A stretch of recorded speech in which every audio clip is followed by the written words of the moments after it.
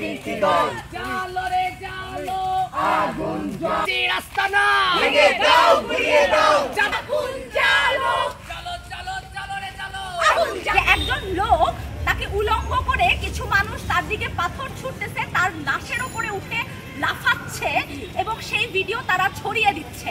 তারা মানুষকে দেখাচ্ছে তাদের হাতে কতটা ক্ষমতা। তারা মানুষকে দেখাচ্ছে যে একটা দেশে 1 জুলাই থেকে আরেক জুলাই আসার পরেই আওয়ামী লীগের তানাশাহি যেটা ছিল সেই তানাশাহি আজকে তারা পেয়ে গেছে। তারা এখন মানুষকে মারতে পারে। আজকে জাহাঙ্গীরনগরের বটতলায় আশেপাশে আপনারা যারা আছেন, যারা মনে করতেছেন যে এটা তো রাজনৈতিক ঘটনা, রাজনৈতিক একজনকে মারা হয়েছে অথবা রাজনৈতিক লোকজন এটার বিরুদ্ধে কথা বলতেছে, তারা আপনারা কি বুকে হাত দিয়ে বলতে পারবেন যে কালকে আপনাকে আপনার বাবাকে হয়তো দোকানে চাঁদাবাজির জন্য লোকজন এসে মারবে না? আপনারা কি বলতে পারবেন যে রাস্তায় আপনি যদি ইফটিজ হন এবং আপনি যদি সেটার বিরুদ্ধে স্টেপ নেন, আপনার ইফটিজারকে গলায় মালা দিয়ে বের করে আনা হবে না? এই কথা আপনারা কেউ বুকে হাত দিয়ে বলতে পারবেন?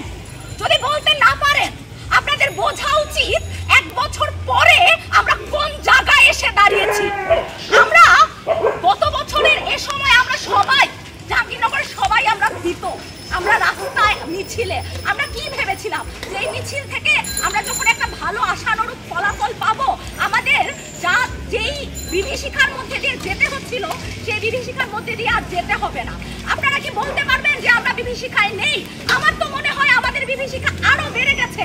আমার তো মনে হয় যারা ভয়ে ছিল, যারা ভাবছিল তাদের হাতে ক্ষমতা নেই, এখন সবাই মনে করছে যে আমি এখন রাজা, আমি এখন সবাইকে মারতে পারবো, আমি এখন মানুষকে চাইলে রক্ত কাটতে পারবো, চাইলে পাথর মারতে পারবো।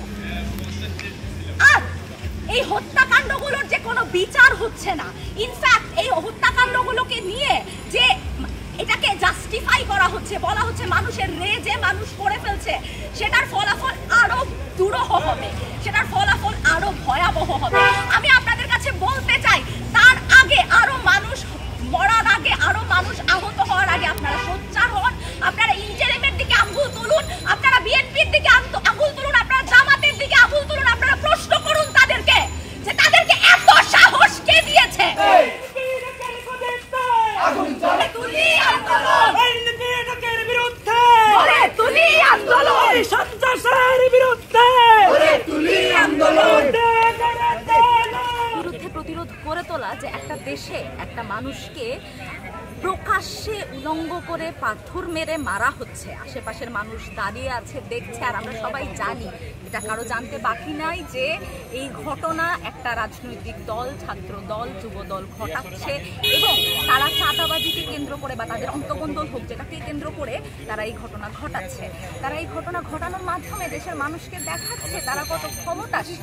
তারা দেশের মানুষকে দেখাচ্ছে যে তাদের হাতে এখন আওয়ামী লীগের সময় যে ক্ষমতা ছিল, আওয়ামী লীগের সময় যে তানাশাহী ক্ষমতা ছিল, এটা এখন তাদের হাতে চলে এসেছে। শুধু ছাত্র দল কেন, ছাত্র শিবির, ছাত্রলীগ সকলেই এখন নিজেকে ওই জায়গায় প্রতিষ্ঠিত করতে যাচ্ছে যে তারা অন্যায় করবে এবং জনমানুষ তাদের অন্যায় মেনে নিবে, তাদেরকে এক্সট্রিম পাওয়ার দিয়ে দেওয়া হবে।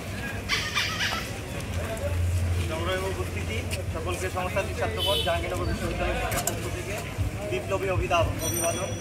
আপনারা ঢাকা বিশ্ববিদ্যালয়ে একজন সাধারণ নিরীহ মানুষকে চোর সন্দেহে পিটিয়ে হত্যা করা হয়েছে। বন্ধুরা, আমরা জানি নাই তার হত্যাকারীদের বিচার কতটুকু হয়েছে। আমরা দেখেছি এই ক্যাম্পাসের যে ছাত্রলীগের সন্ত্রাসের সামনে মোল্লা হত্যাকারীদেরকে ক্যাম্পাসে উন্মুক্তভাবে ঘোরাফেরা করার সুযোগ দেওয়া হয়েছে, মাত্র 6 মাসের বহিষ্কার। এই যে বিচারহীনতার সংস্কৃতি, এই বিচারহীনতার সংস্কৃতি আজকের গতকালের হত্যাকাণ্ডের ঘটনার জন্য দায়ী। আমি মনে করি যে গতকাল একইভাবে একটি মসজিদে একজন ইমামকে শাতিম রাসূল ট্যাগ দিয়ে কুপিয়ে হত্যা করা হয়েছে। এই যে বিচারহীনতা সংস্কৃতি, সেই বিচারহীনতা সংস্কৃতি দায়ী। আমরা শুরু থেকে দেখছি এই ইন্টারিমের সময়ে জেল থেকে যে আনসারুল্লাহ বাংলা টিমের যে প্রধান, যে ব্লগার হত্যাকাণ্ডের জন্য দায়ী ছিল, তাকে মুক্তি দেওয়া হয়েছে। কেন মুক্তি দেওয়া হয়েছে?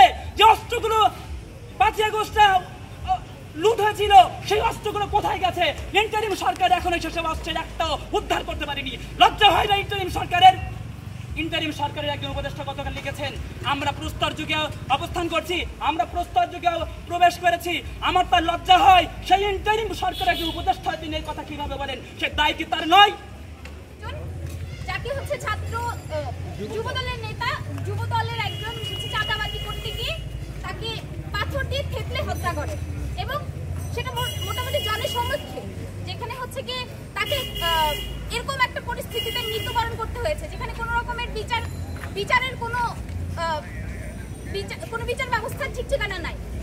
শিবির ছাত্রদল হত্যা করে 3টি দল, শিবির ছাত্রদল সন্ত্রাস করে 3টি দল, শিবির ছাত্রদল লীগ শিবির ছাত্রদল, সন্ত্রাস করে 3টি দল জালো রে জালো, আগুন রাস্তা না ভেঙে দাও ঘুরিয়ে দাও আগুন জ্বালো, চলো চলো চলো রে চলো, আগুন জ্বালো, আগুন জ্বালো, ইন্টারিমের পলিসি শিবিরের পলিসি